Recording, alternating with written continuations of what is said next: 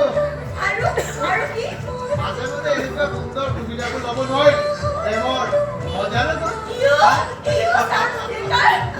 যোৱা মই তোমাক বেয়া পাইছো তাৰ মানে তুমি মোৰ মংগল মুহূৰ্তবোৰৰ